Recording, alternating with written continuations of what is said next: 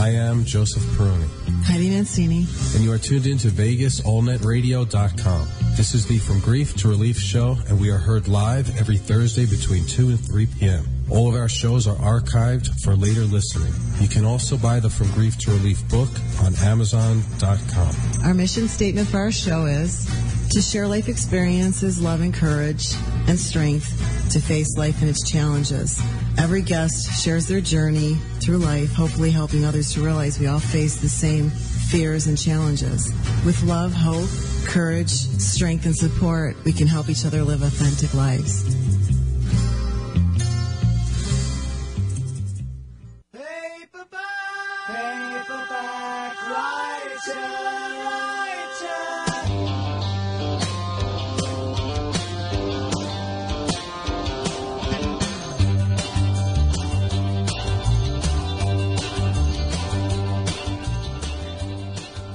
This is Joe Peroni. And Heidi Mancini. And we are now live on VegasAllNetRadio.com.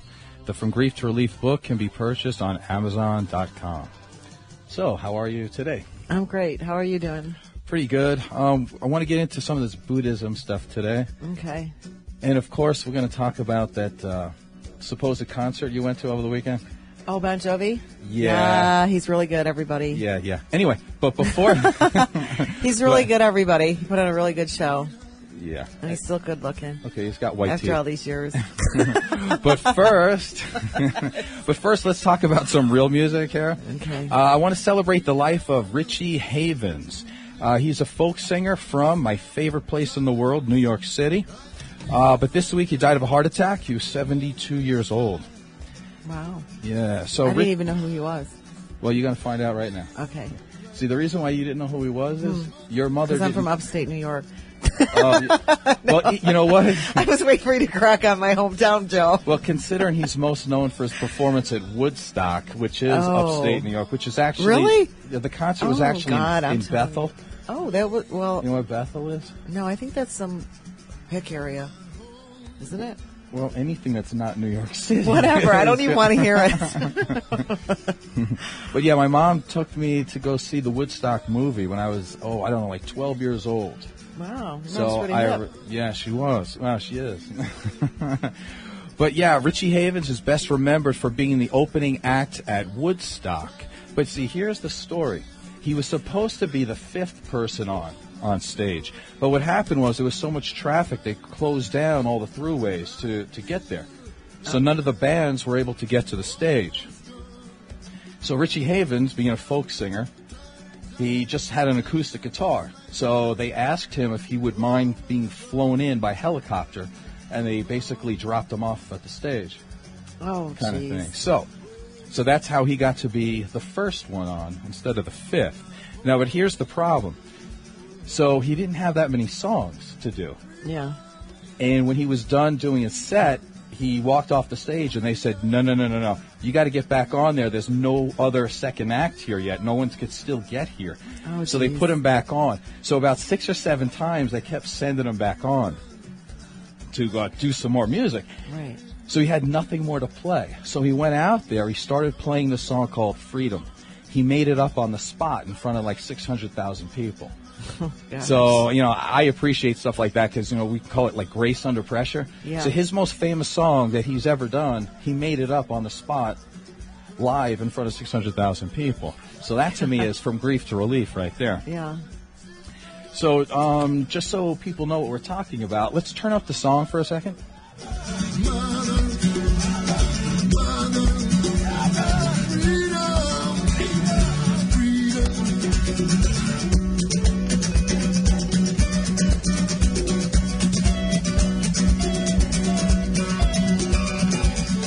Okay, that's good. Let's turn it down a little bit. This version that I'm playing right here is from a movie called Django Unchained, which just got released, 2012. It's a Quentin Tarantino movie. Oh, so, wow. Yeah, so the song that he made up on stage is up to date, and it's going to live forever. So I just want to thank Richie Havens for all his artistry and what he's done for people. His spirit and his songs will always be relevant. Yeah. So speaking of somebody who's trying to be relevant, Josh, she's going to make fun of Bon Jovi. I'm turning the microphone over to you. I feel it coming on. Yeah, let's talk about Bon Toothy. What's his name? Great. Oh, my goodness. Listen, it's nostalgic to see Bon Jovi because it reminds me of when I was a young girl and I was just, those years when all those hair bands were out. And Bon Jovi was like sexy as hell. And now he's actually, he's aged. I mean, we all have. Right. Were there any heterosexual men at that show? Yeah, the guys that were there, I think, were dragged in by their girlfriends, though. I don't think they really wanted to be there, but they were there because under demise, probably. Is Bon Jovi still shopping in the toddler section for his clothes, or has he turned out to be a little more filled out man? He's still small. So... I'm just saying, when he looks like one of your girlfriends, it's kind of a... Actually, he used to look like a girl. Now he kind of looks like a dude. He's got the short haircut. And, all right. But his song, he sounded really good. He sounded like his songs. Did he play like a 4 or 3 hour version of Bed of Roses? No. Or, he didn't. I'm a Cowboy? No, as a matter of fact, he didn't sing that one. He sang he did. No, not Like a Prayer. Oh, he did sing a cowboy at the end when he came out for his... An Italian guy from New Jersey is singing a song about how to be a cowboy. I know, but he was tapping into all that like, Kid Rock did. He did that, too, for a while. He did that cowboy thing, remember? Okay, but you liked it. I did. I had a good time. All right, well, that's the good part. And I wasn't there.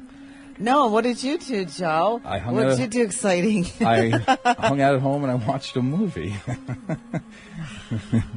He probably had peace and quiet, and he was like, Yahoo! It's probably like that Tom Cruise movie when he was dancing around on the couch in his underwear. You probably were doing that with Chloe and Lola, having a good time. So tell everybody about your social media thing you're doing.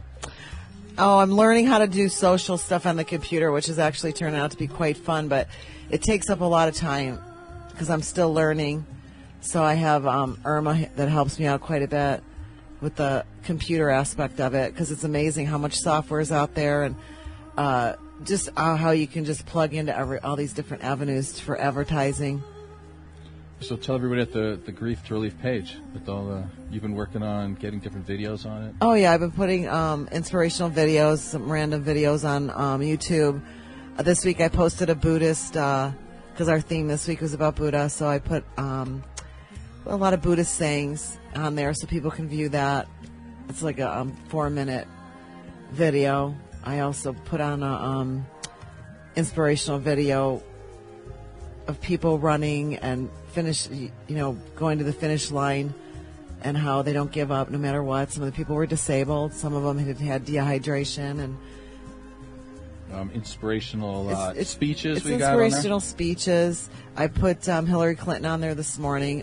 Inspirational speeches for women. It's non-political. It has nothing to do with Democratic or Republican. It has to do with the simple fact that it's a woman's humanistic right to have a say about her body and her money and her life.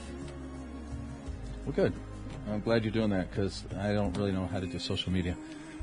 You could learn. I could. But you know how to write. You do all the writing, so I guess we do both have whatever we contribute. You do the writing, which I couldn't do, so. Yes, you could. No, I couldn't. All right, so today we're going to talk about trying to eliminate suffering, which seems to be an impossible task, right? Sometimes. There's a lot of sources to look through when you're looking on that subject. Yeah. So I figured Buddhism or Buddha would be the first place to start, because he seems to be the most expert at it. Yeah, he said his teaching only included really one thing, and that's the end of suffering. Yeah. That's the only thing he preached. So I thought, well, that would be an excellent place to start. So let's talk about the person that we know as the Buddha and what some of the things he thought of. First of all, his actual real name, because he was the son of an Indian warrior king, which made the Buddha. He actually started off. He was rich and he was a prince, and he knew how to fight. He was a warrior, so he did the swords and all that. And yeah, cool. So he died at 86 years old, but let's go with his name was Siddhartha Gautama. All right, so he was a human being. And so he eventually renounced all his money, and he wanted to be enlightened. So he was trying to find the meaning of life. So he went on this long walk. Anyway, he ended up under this tree, and it's the Bodhi tree, which is Bodhi your... tree? You'd be interested in that? That was your... My maiden name. That's or right. not my maiden name, my ex-married name. Right.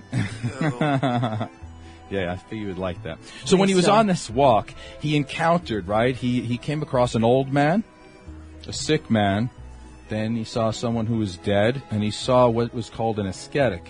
You know what that is? No. Ascetic is somebody who, they go through extreme self-denial in their life. You know, they basically, they don't want pleasure, because if they get pleasure, they're going to lose it, and then they're going to feel bad. So they deny themselves everything. So he saw all these types of people. So the Buddha was convinced that suffering was at the end of everybody's existence, and that it could be either way, whether you die young or die old. Mm-hmm.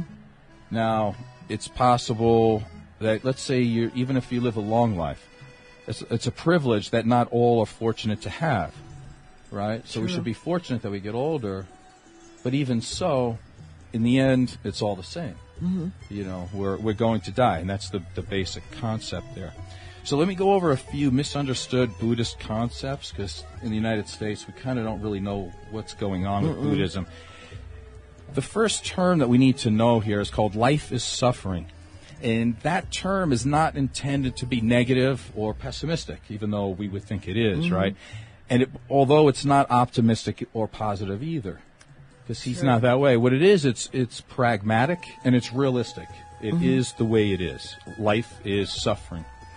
He also says that all emotions are suffering, all of them, which of course doesn't make sense to us, right? Because we might think being happy is not suffering, right? What do you think about that? No, I think being happy can be suffering sometimes, because I think a lot of times people may not be happy, but they put on a face. Okay. Because people don't want to be around people who are negative, so they just say, well, I might as well be happy, but sometimes they just don't feel it inside. All right. And I would, for me, I would say too, because part of the theory here is that he says all emotions are fleeting. They're impermanent. So if you become really happy, you can't hold on to that happiness for too long. So in that sense, then you become sad too. So you're always fighting that, you're looking for that next high. For me, I could tell you this. In 2010, I wanted so much to win back the state bodybuilding title. And it was such a big deal to me. And you were in the room. We came back, back in the hotel room. Yeah. And I got to tell you, I was so happy to win, because it's like I took my life back after all the garbage that had happened a few years before.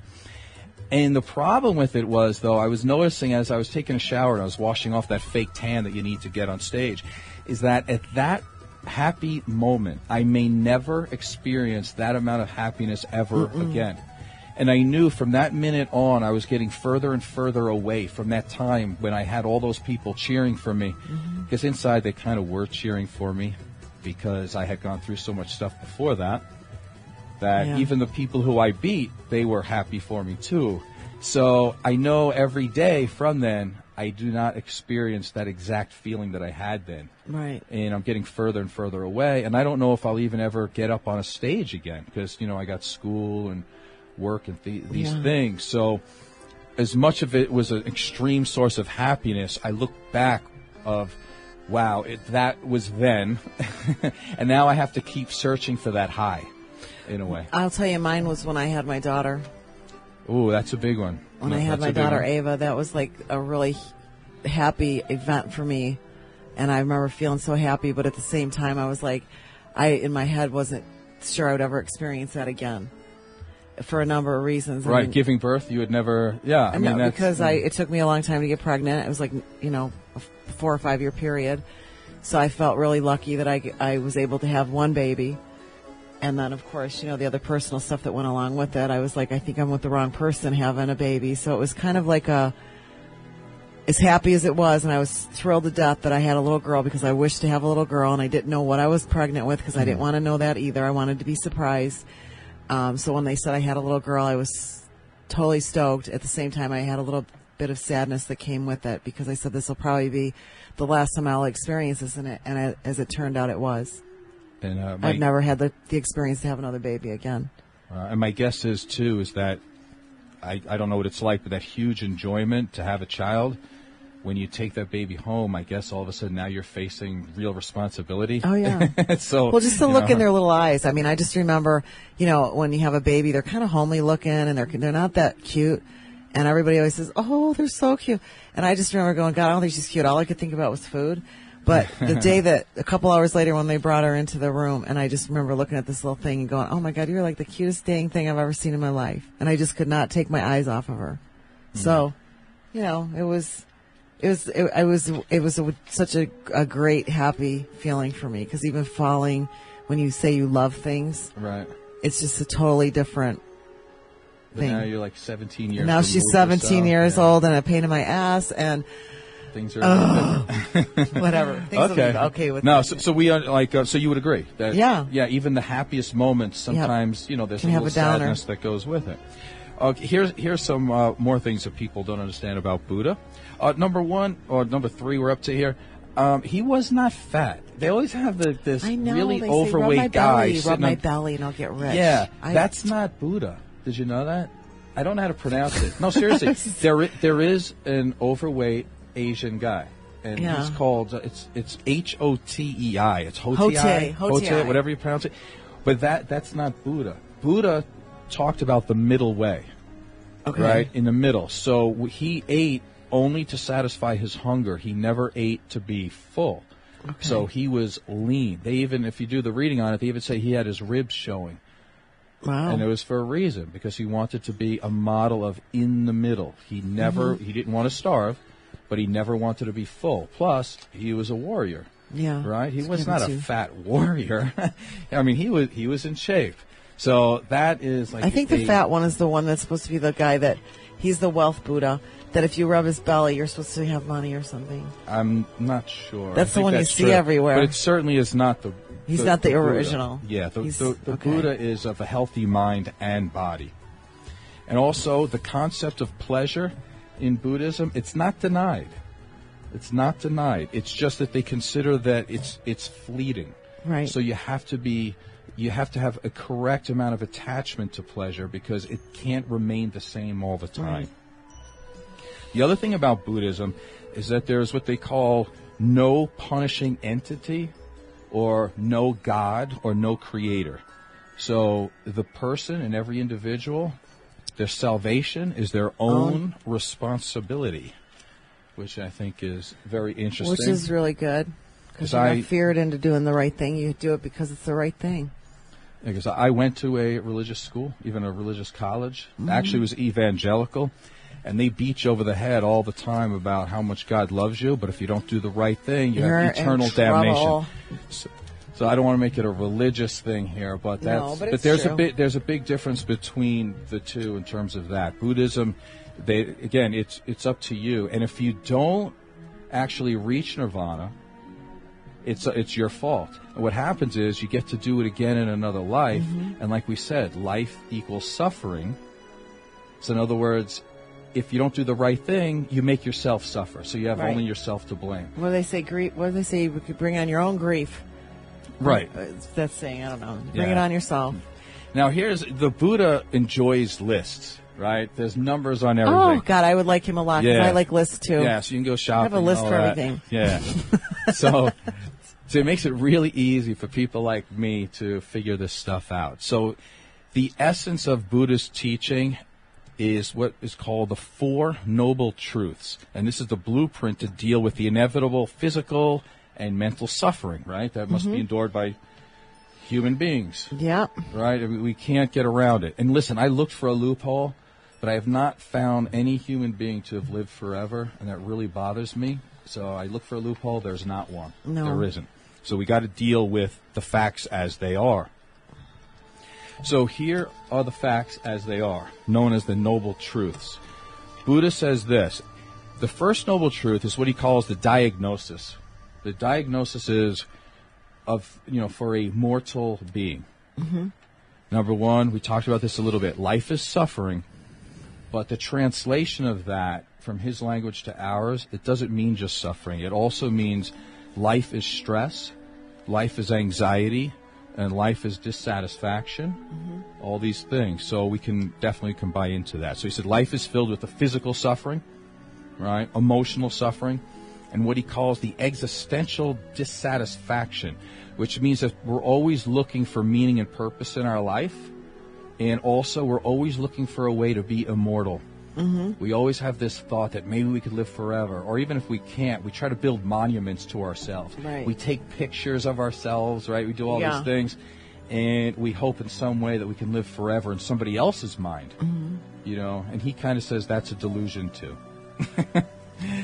So the second noble truth, he identifies the root cause of suffering, which according to Buddha is desire and attachment. And what he means by that is the unhealthy attachment to pleasure, material goods, people, immortality again. Also, you can be attached to your thoughts and ideas. And here's a good one that's actually sad because this comes up in counseling all the time. How many people are attached to their past? Everybody. And why? Like, if something bad happened in their past, they hang on to it. I'm a bad guy because my father hit me. I'm a bad guy because my mother was drunk. They hang on to the past. We've talked about cheating before. Yeah. Let me tell you how to cheat on somebody. This is how you cheat. I'm kidding, by the way. I'm just kind of making a point. Is that if you want to cheat on the people you're with in the present time, live in your past. Yeah. You know, True. don't be trusting to the partner you have now because some guy screwed you over 10 years ago.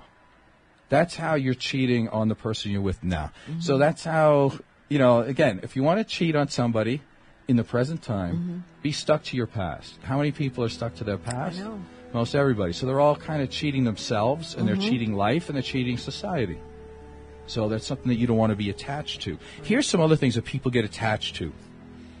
They get attached to their own gender, let's say. Like, let's say you wanted to have human rights. All right? You would say human rights. You would not say you're a feminist. Right. Because then you're slanted already. It doesn't make sense. Or you would say you want to have what they call an egalitarian relationship or an equal relationship. If a woman says they want to have they're coming from the feminist side, it's slanted. Right? Like if I told you we're going to have a relationship, but I don't know, what would they call it? You're a male chauvinist pig. I'm a male chauvinist pig. Well, you understand where I'm coming from. I'd be like, what? I'm definitely not coming from a point that's in the middle. This isn't going to work out. Yeah, so feminist, anytime when you're too attached to something, you don't have the ability to stay in the middle. And Buddha always talked about the middle way. For example, I'll give you another one. Like, I've learned to like football a lot more now. I'm 47 years old. When I was younger, and I lived in New York, it was basically either you liked the Jets or you liked the Giants. You really couldn't like both. Actually, let's make that in baseball, too. If you were a Yankees fan, you hated the Mets. And if you liked the Mets, you hated the Yankees. Why? That means I was not able to enjoy half of the games that were already on TV. And when I had tickets to go to a Mets game, I never went. Because I couldn't show like for them because I was a Yankees fan. Yeah. And I missed out on a lot of good times and fun. But I can tell you now, as I've gotten older, I like the sport in general. I'm in the middle. So I can root for the Jets. I can root for the Giants. Yep, and if I have a good old time. Right, and so now I have a good time. That's why I like football now. I'm attached to football, not just only one team. Right. So that works out too. Also, the things you should not be attached to is yourself. Buddhism says that there is no actual self, and that is really one of the most important things in Buddhism, is that they say 99% of problems are caused because you're defending the self, and there is no self.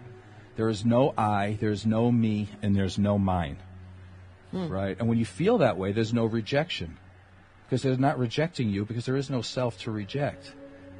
Other people make their decisions based on what they need to do. Right. It's not a personal thing. Same thing when somebody says, I've been abandoned.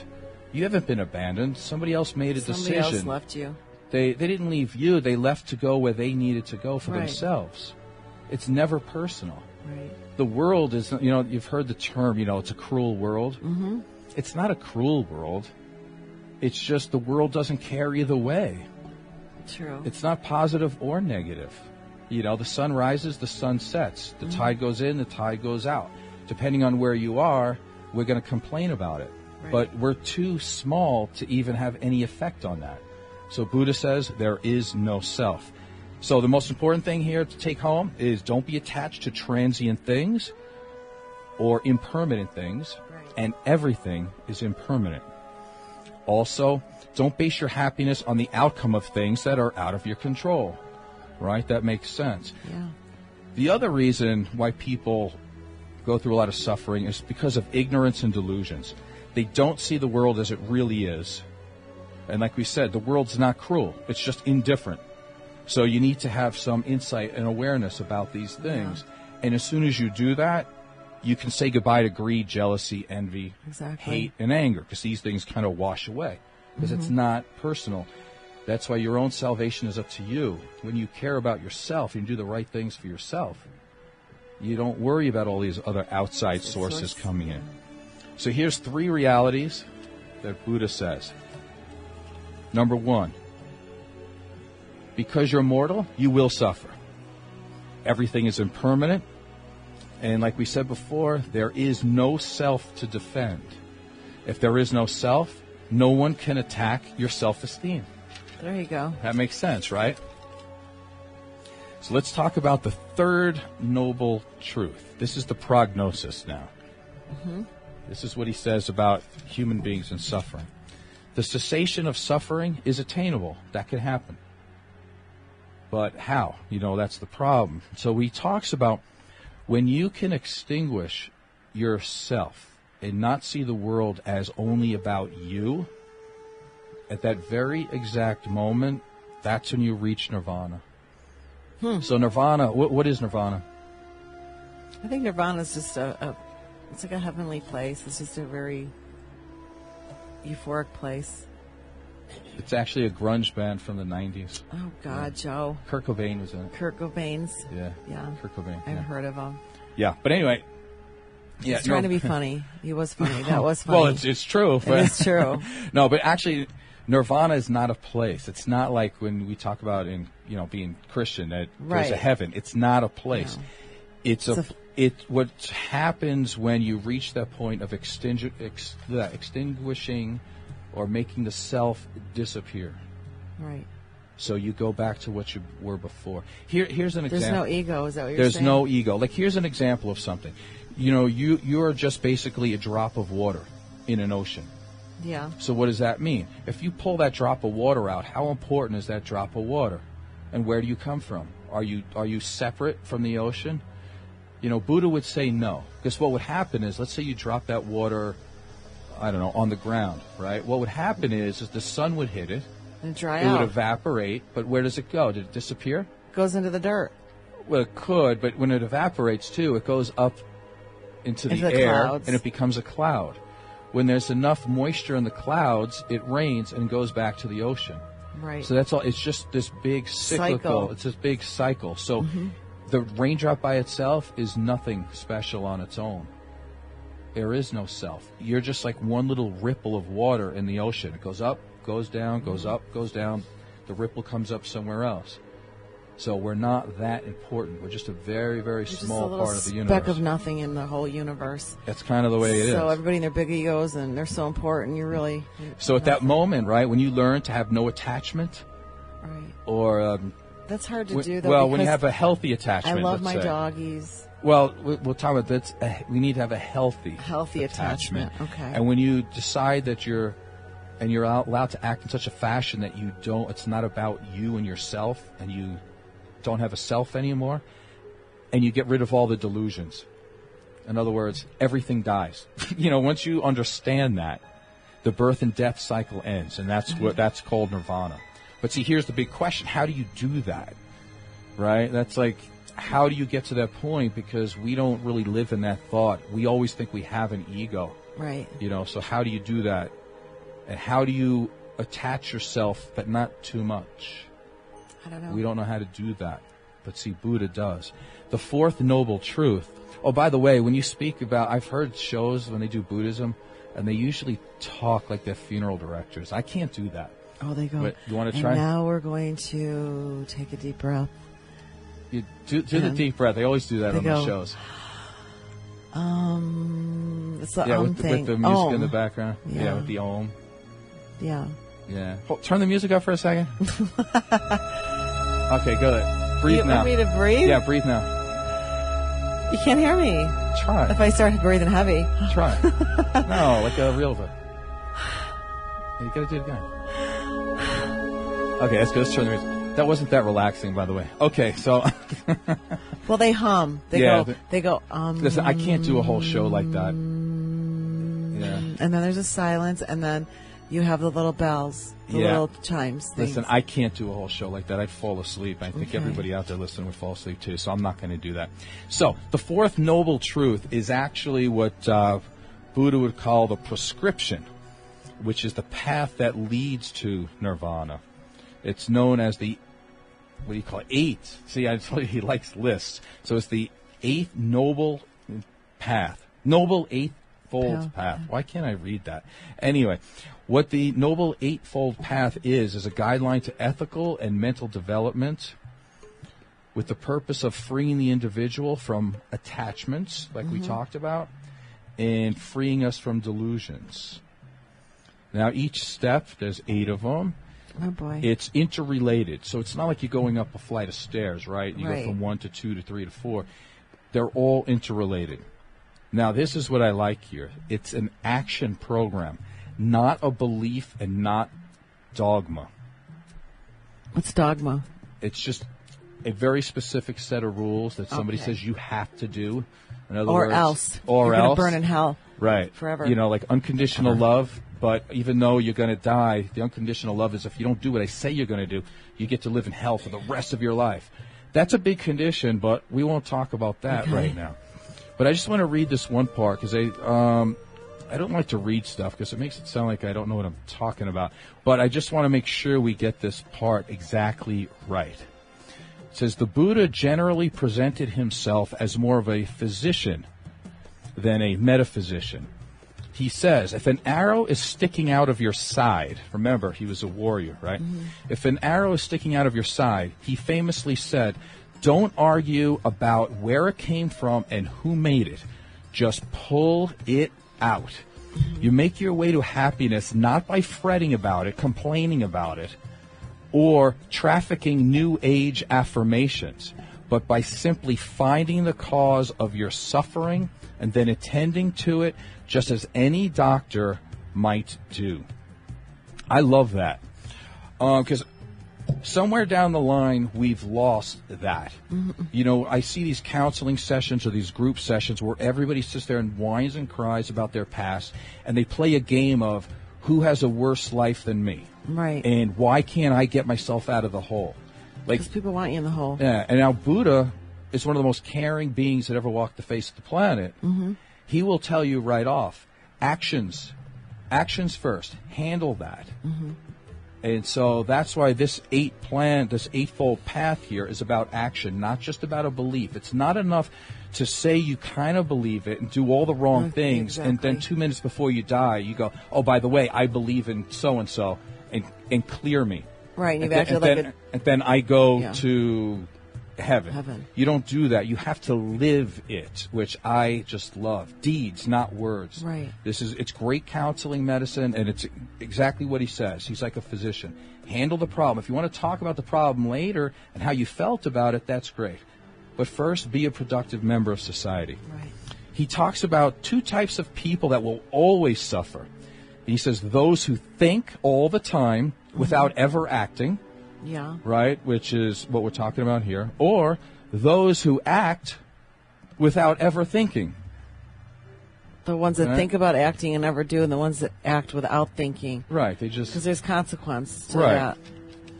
Yeah. That's so true. I think all that's very true. So what we're going to do, we're going to take a little break here. I want to play a song. Okay, before we go to break, I want to say something. Oh, go ahead. Too. Oh, I just wanted to say hi to Shirley, and I'm glad you're doing better from your hospital stay last week. And I want to say hello to my sister Felicia, because I know she's listening in on the show today. Hi, Phil. I'm glad you're listening in. Great. Hope you're having a good day. And also tune into the Randy Miller Show every Saturday night from 7 to 10. He has his eclectic mix of music. It's called The Chill Zone. So every Saturday night, The Chill Zone, Randy Miller, 7 to 10 o'clock. Any more? No. Okay, good. What I'm going to do right here, we're going to play a song. And like we were talking about, Buddhism, it says that all emotions are fleeting, including satisfaction, right? So It doesn't ever last forever. We know right. that. The Buddha talks about always being in a state of you're already giving it away. The Buddha talks about always being in a state of dissatisfaction. And no feeling is actually static because it's not a thing. It's always moving. It's like a river. Like we call a river like is a thing. It's not a thing. The river is always flowing, right? You get what I'm saying? So even feelings, we think it's a thing. It's not a thing. It continuously moves. So in reality, that's why you can't get no satisfaction, all right? Because it's fleeting. And if you have it, it's going to be gone soon. So this is the Rolling Stones with I Can't Get No Satisfaction.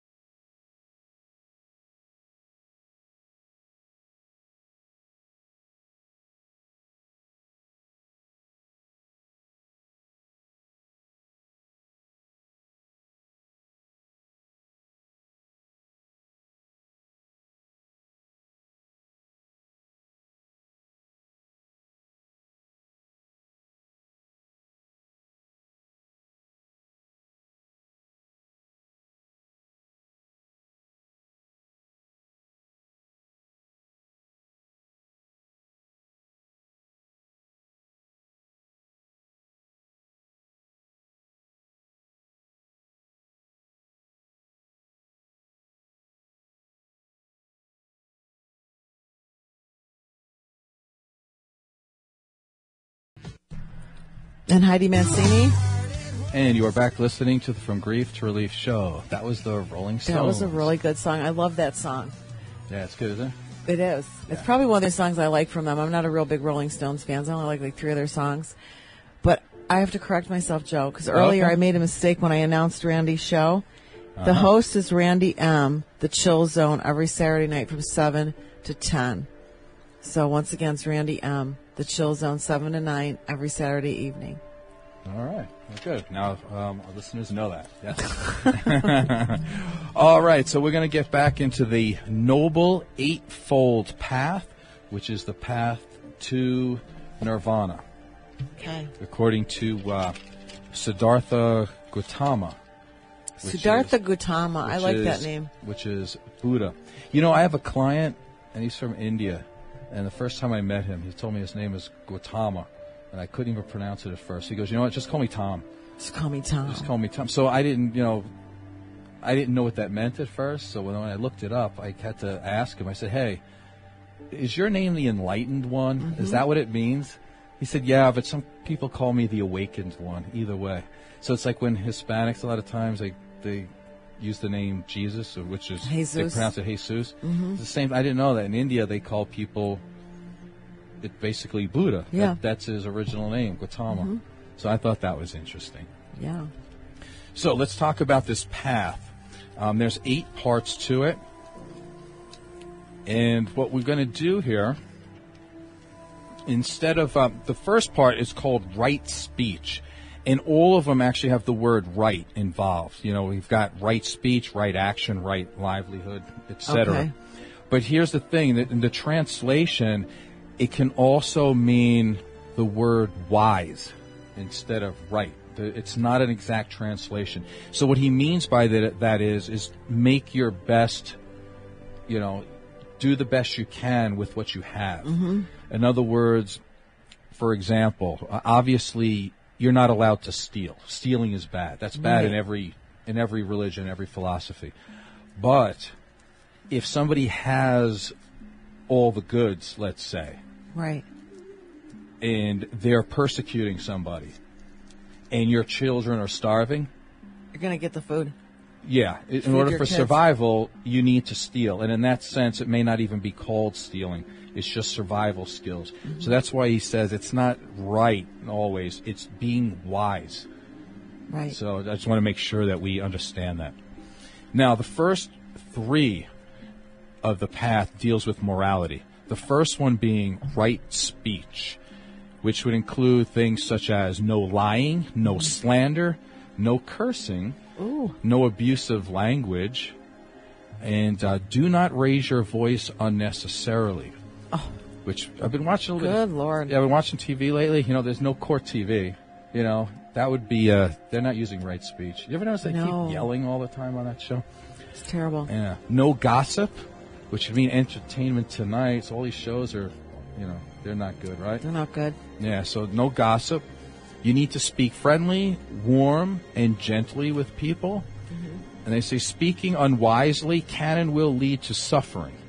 Now, of course, the suffering, it's not just to yourself, but to all those around you. So you have to honor yourself and honor everybody else around you. And if everybody did that... What a perfect world we live in. Right, and that's the Buddhism mentality. Number 2 in the morality section is right action. So that would be the actions of or no stealing, no taking of a life, and that would be human or animal. Mm-hmm. No sexual misconduct, which I think is interesting, actually, that they put it in there, because there's nothing in there that says, okay, you have to be married. Right. There's nothing in there that says it has to be a heterosexual relationship only for the purpose of creating a child and no pleasure. Right. There's nothing in there that says that. It just basically, there's another section where it talks about, don't sexually offend minors, which I think is really interesting. So that even applies for today. Wow. So it says, again, not right, just be wise. Mm-hmm. And they're not trying to create more Buddhists, right? So I think this is a really good plan, the way people should live. It says no overindulging, Again, it's purposely broad. That could mean anything. Eating, drinking. Could be all that. It says no destruction of property, person, and here's an interesting one: no destruction of somebody's peacefulness. I think that's really broad. Like, in other words, you would not hurt them with words, right? You wouldn't do a lot of things. You wouldn't, think about how many different ways you destroy somebody's peacefulness. Thank you. Even the way people drive. Oh, I know. So I think that's interesting there. And the main thing about right action, if you can't do anything good for somebody, at the very least, do no harm.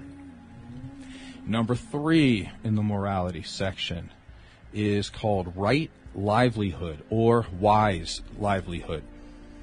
It encourages professions that help others, such as maybe a hairdresser. Mm-hmm. All right. Or a personal trainer.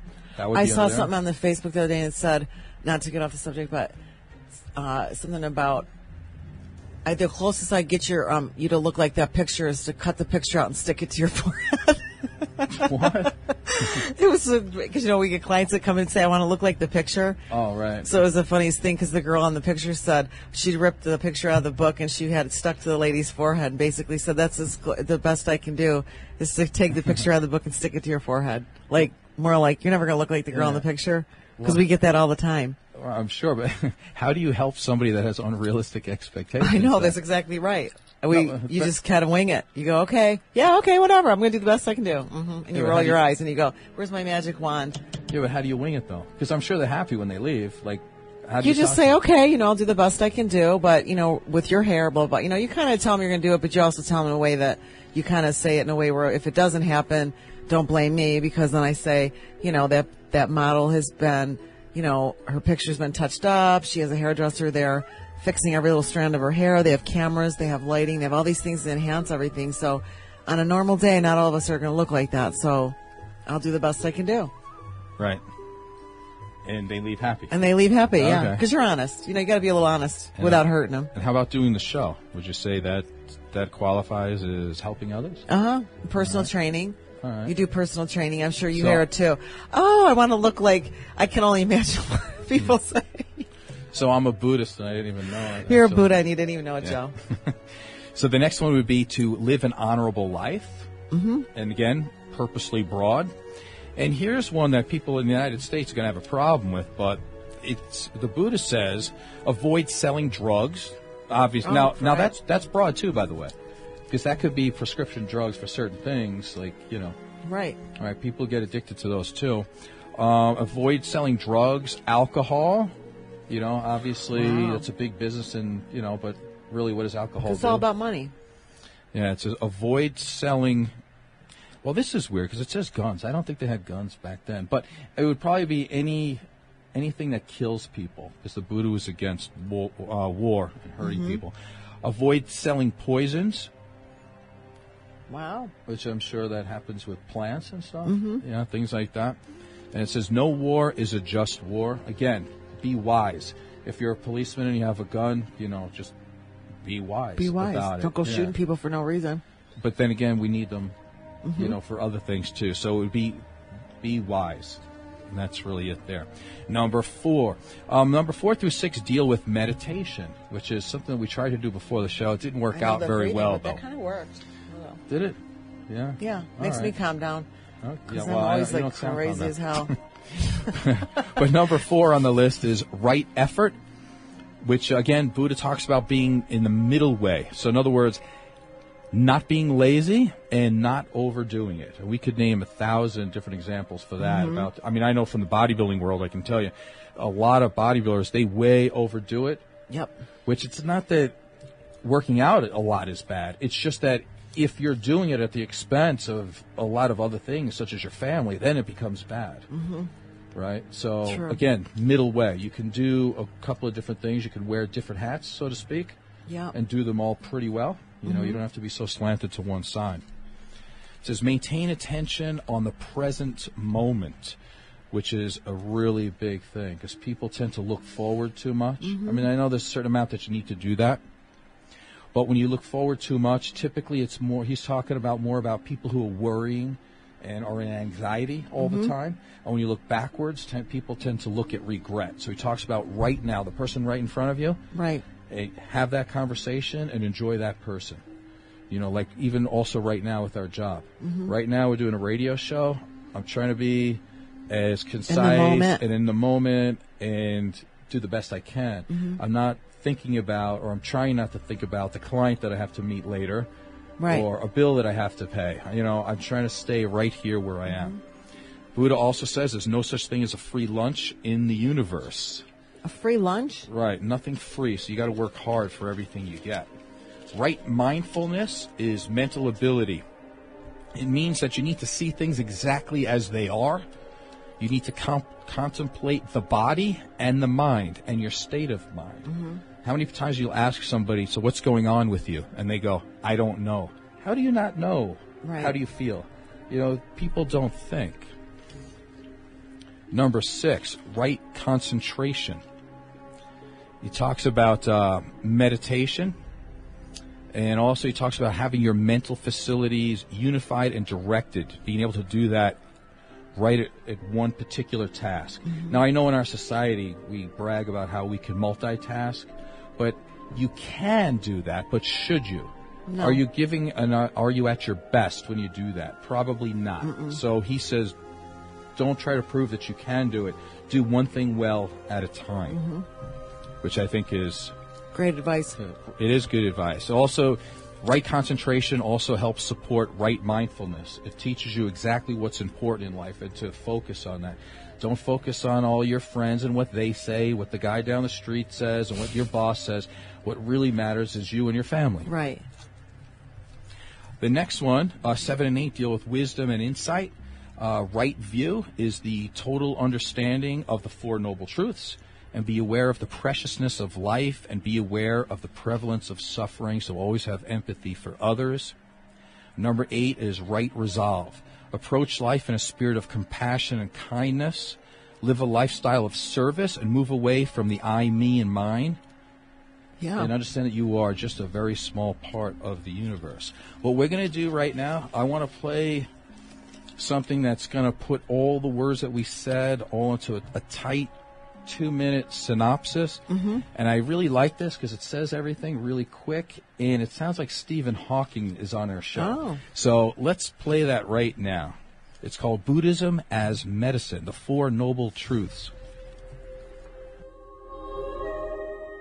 Is Buddhism a religion or a philosophy? It is possible to say that Buddhism is either or both, but the debate misses the most important way to define Buddhism. Buddhism is medicine. First and foremost, whether it is a religion or a philosophy, Buddhism is medicine for the mind. It recognizes suffering in the world and prescribes a way to heal this suffering. The Four Noble Truths are the basis of Buddhism as medicine. 1. Life involves suffering. There is war, sickness, old age, and death. Happiness based on anything in the world does not last. Everything is impermanent and ephemeral. 2. The cause of suffering is clinging and desire. We want to hold on to what cannot be held, and we base our happiness on achievement instead of on who and what we really are. 3. There is a way to lessen, heal, and escape suffering. Buddhism is pessimistic about the world, but not about the human mind. We are not helpless. We can heal ourselves. 4. The way to decrease suffering is the Noble Eightfold Path of right view, right intention, right speech, right action, right livelihood, right effort, right mindfulness, and right concentration. Okay, we have about 30 seconds left, so I got to cut back in here. But we already gave you that information. I just kind of like that Stephen Hawking voice there. So, thanks for listening. My name is Joe Peroni. I'm Heidi Mancini. And Shirley, I just want to say again, I'm glad that you're out of the hospital and you're doing really good. And Felicia, thank you for listening to the show and be supportive. And I'm glad you're having an awesome day today. And I hope we all learned something today. Thank you on behalf of myself and the From Grief to Relief show. I hope we pass the audition. Happy weekend. Views and opinions expressed on this program were those of the hosts and guests and did not necessarily reflect those of Vegas All Net Radio, its affiliates, or its parent company.